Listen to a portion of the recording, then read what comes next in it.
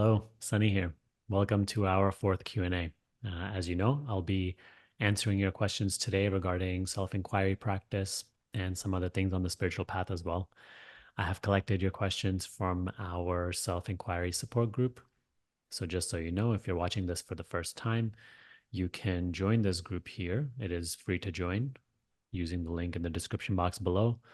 And it is a wonderful place where you can come together with like-minded people who are also practicing self inquiry. And you're able to submit your questions to me here every week. And then I'm able to answer those questions in this video. So these are some of the questions we'll be going over today. I'm excited. Before we begin, I just want to ask you now we've been doing this Q&A for 4 weeks now, once per week. Just to get your feedback on it, what are you thinking about this? Do you feel these Q&As are a little bit too long? What do you feel maybe we can add to them or take away from them? Let me know your feedback down below in the comments. It's always helpful, and then we can adjust going forward. So for today's question and answer segment, I actually recommend that when you watch these, don't skip around. And don't, let's say you submitted a question for it, don't even be in such a hurry to get to your question and only listen to the answer of your question. Just watch the entire Q&A. If you have the time for it, watch the entire Q&A and look at it almost as like, you know, a meeting where you are just allowing whatever to arise without any expectation, and you're practicing along, not just listening for the sake of mental entertainment, but really like practicing along. And then when you walk away from here today, do your best to implement the things that really connected with you. Maybe not everything will connect with you. That's okay. But whatever does, strike a chord in your heart, try to implement that as best as you can.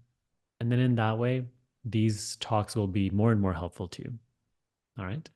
So that is the invitation. So let me bring the questions back up on the screen and let's go through them one by one.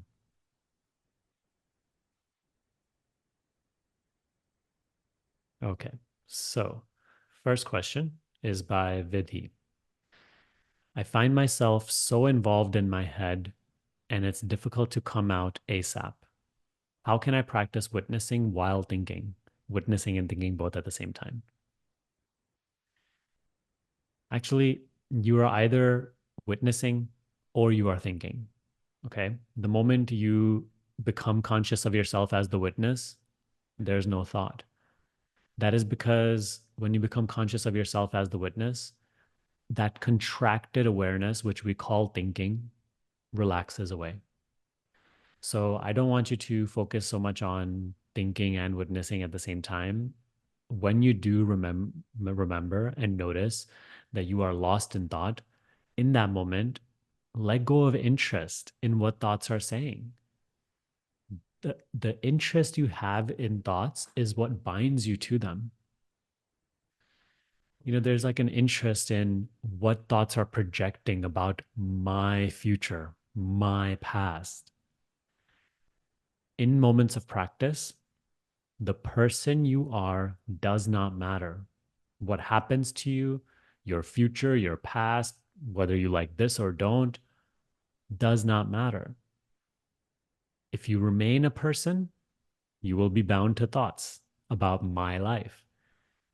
If you completely let go in that moment of caring at all about who you are as a person and what may happen to you and whether you like what is happening or don't, then what can thought possibly hook into you with?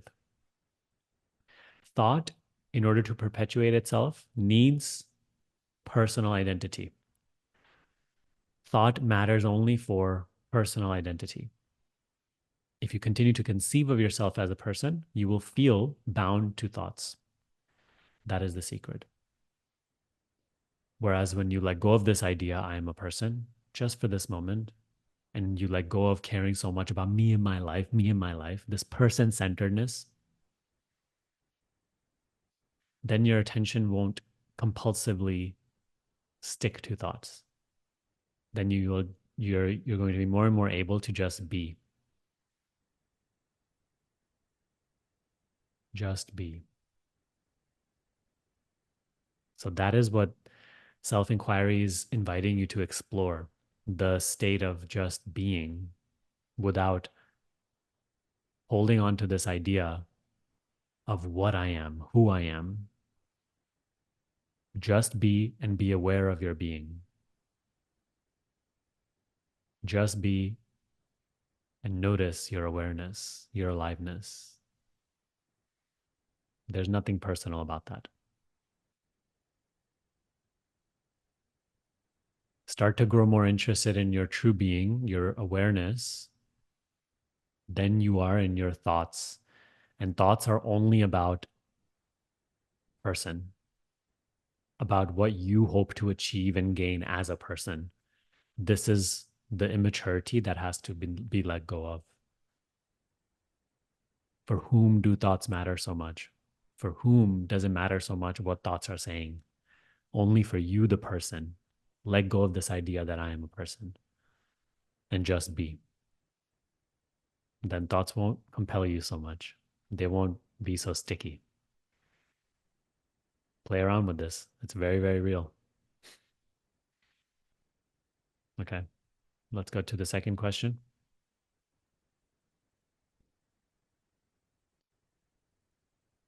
by Teoston. I find it difficult to be the observer, getting lost in thoughts during morning meditations, which I do right after waking up. Is this normal? If not, how can I alleviate this obstacle?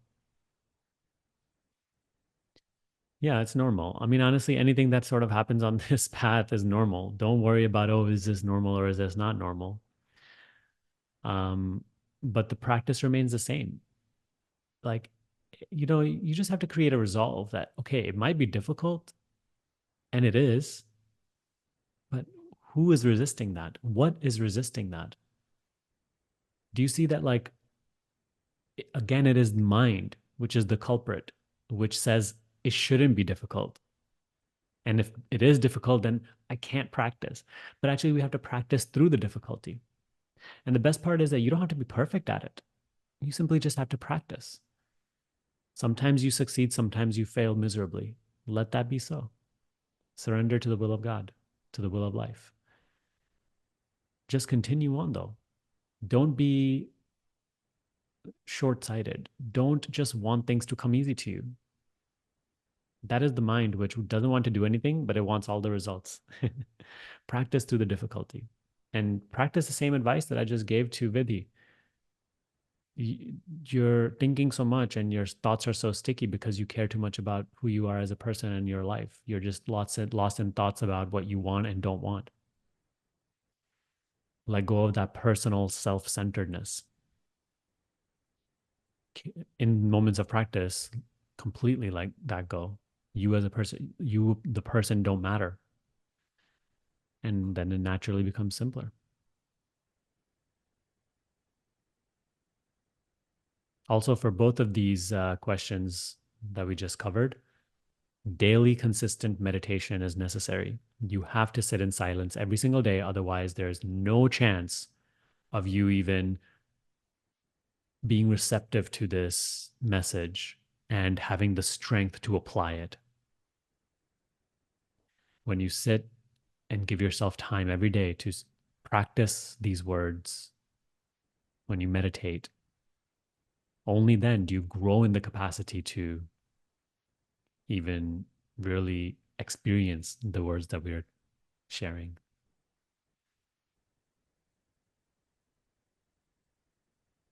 All right, let's move on.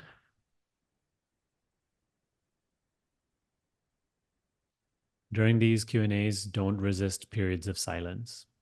I may pause for a moment between questions. Don't be so eager to rush to the next question. Let the period of silence be.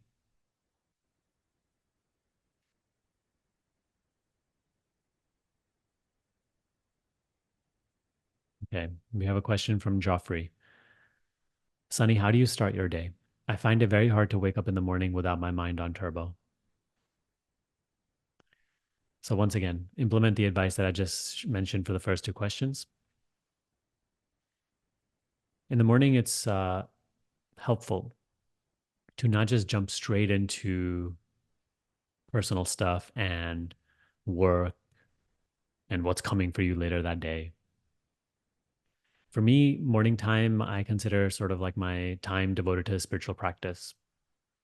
So, I mean, it's a pretty simple morning. I used to have a much more rigid morning routine a few years ago, but now I have a very simple one. I wake up at 7 a.m. and after waking up and using the bathroom, I go right outside for a walk for about 20 minutes. I like the morning time when it's sort of silent and, there's a nice walkway around my community. So I go there. After I return, and also like while I do this, I don't touch my phone because again, like phone immediately there's like emails, messages, things to respond to. You're wondering about how certain things you did yesterday, how they went, or what you have coming later. So I try to avoid that for as long as I can. Yeah. So when I return from my walk, I make tea and coffee for me and my wife. As I'm drinking my tea or coffee that day in the morning, this is probably like around 8:30 or so by now. I am usually reading. So this is the time that I devote to my spiritual learning. I'll probably be reading one of the texts that I have in my rotation right now. It could be the Bhagavad Gita. It could be Ashtavakra Gita. It could be teachings of Ramana Maharshi, Nisargadatta Maharaj. Um, I've been also reading some teachings of Wusen, the teachings of Roy Melvin. Those have been really helpful as well. So that time while I'm drinking my coffee or tea, I usually always devote to just spiritual learning, and then after that, I sit for my morning meditation. And so after my morning meditation, that is when I will start with the day's work. Before that, I try not to even think about the day's work. So that would be my advice to you. Create a simple morning routine that works for you, but make your morning time a spiritual time. Devote that to your spiritual practice, almost to the point where it's like, no matter what may come the rest of the day, and you may not get to practice anything for the rest of the day, but at least your morning time, you dedicate it to your spiritual practice. And what I found is that when we dedicate our morning time to spiritual practice, when our main thing in the morning is just to commune with God, commune with self, then the rest of the day follows that ease, follows that order, that harmony. Whereas in the morning, sometimes, like let's say I don't wake up at my regularly scheduled time and I wake up late, it's almost like a feeling of restlessly chasing the day. And you get entangled in all these other things when you're not able to do your spiritual morning time. So, of course, even on those days, you should do your best to practice. It's not like that you're becoming so reliant on this morning spiritual time, but that morning spiritual time is your one one of your aspects of devotion, one of your acts of devotion to God, to self. Before you step into personal tasks and personal concerns and work and whatnot, make that time for self, make that time for God, make that time for meditation. Meditation is a communion with God. And then from there, all will be right. And if you start being very consistent with your practice, then in the morning, your mind won't be as restless. Once again, like the mind is restless the moment we wake up, because that's when personal concern starts. You are lost in thoughts about what you want out of life and what you don't, where your life is headed and whatnot. This is you have to observe this and outgrow this. In moments of practice, cease to dwell in personhood. Play around with that. It will serve you greatly. If you're watching this, share with us your morning routine down below. I'm interested to see how you all proceed with your morning.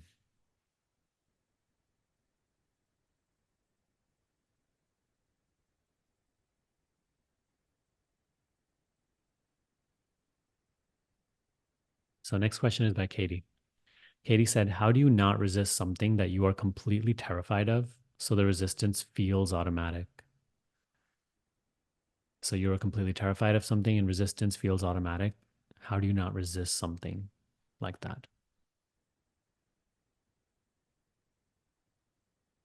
You let the resistance that you're feeling towards that be a part of the experience that you're going through. Do you see? So I've got this question before of like public speaking, and it's like someone said, I'm terrified of public speaking, but I am a performer. Funny how life works. So this person was a performer and they were terrified of public speaking and going on stage.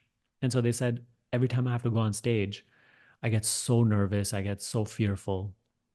And their idea of practicing these teachings was that if they practice, this nervousness should go away before they go on stage. And I shared with them, hey, that is a misunderstanding. And this is something that I experienced through my own personal experience. It's not that that resistance or that nervousness or that fear needs to go away. It's that you let go of your resistance to the resistance, meaning you let go of fighting against the nervousness or the fear or whatever you're feeling towards the experience. So in this case, I shared with that person, I said, when you're about to go on stage and there's great nervousness or fear, let that nervousness be one part of that experience. Who says that there's something wrong with this? Once again, it's just the mind which is agitated and doesn't want to feel this way and thinks that feeling that way is a problem. It wants to get rid of it. So I shared with that person, I said, let nervousness be a part of your performance. Let that be one part of the entire experience of performing. That's how we transform nervousness or resistance or fear. Let it be. Don't battle against it. Don't fight against it, and do what needs to be done. So you don't have to get rid of resistance to something. Let that be part of it and experience that experience and go through whatever you are going through. Now, this requires trust because you feel that I can't let go of that resistance or I can't experience this thing that I'm resisting so much. That's where that requires trust. And it's like you're falling into the unknown. You have to understand that you cannot live in the known. Known is mind, and mind is misery. If you want peace, if you want freedom, you have to learn to live in the unknown. And the unknown requires trust because there's nothing for you to hold on to for a sense of safety. Okay? It is just life, dancing, happening. Experience this for yourself. The more you start to actually trust, you in the beginning you feel like, hey, I'm gonna get hurt or I'm gonna fall or I have so much to lose. Once again, personal concern. But the more you begin to trust and you start to literally allow those experiences that you were previously resisting and you allow yourself to go through them and you allow yourself to do whatever you were resisting, even though there's great nervousness and fear, then you see that like life just takes care of life. Those experiences also come and they go.